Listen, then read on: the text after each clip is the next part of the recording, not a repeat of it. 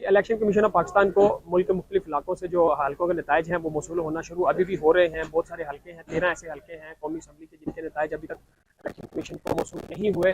ये स्क्रीन पर हम देख रहे हैं कि 252 कौमी असम्बली के हल्कों के नताइज इस वक्त इलेक्शन कमीशन ने अवीज़ा कर दिए हैं, उनको मौसूल हो गए हैं। 264 में से 13 अभी नहीं हुए। दूसरी तरफ हम देखें कि जो सूबों के नताइज हैं वो पंजाब असम्बली का एक जो हल्के का नतीजा है जो अभी तक मौसूल नहीं हुआ इलेक्शन कमीशन को। इसी तरह बलूचिस्तान असम्बली के हम देखें तो 3 हल्कों के नताइज अभी तक मौसूल नहीं हुए।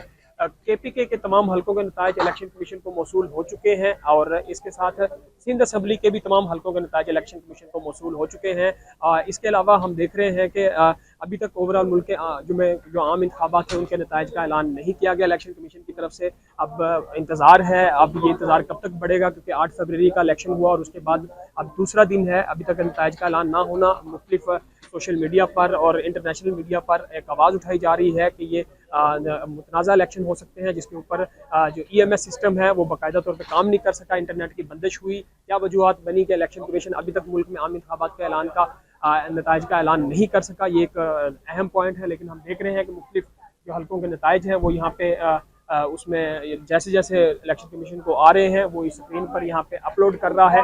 तो अब देखना ये बाकी है कि मुल्क में आम इंतखाबात के नताइज का ऐलान इलेक्शन कमीशन बाज़ाब्ता तौर पे कब करेगा और ये जो सीटों के नताइज बाकी हैं ये कब तक आ जाते हैं।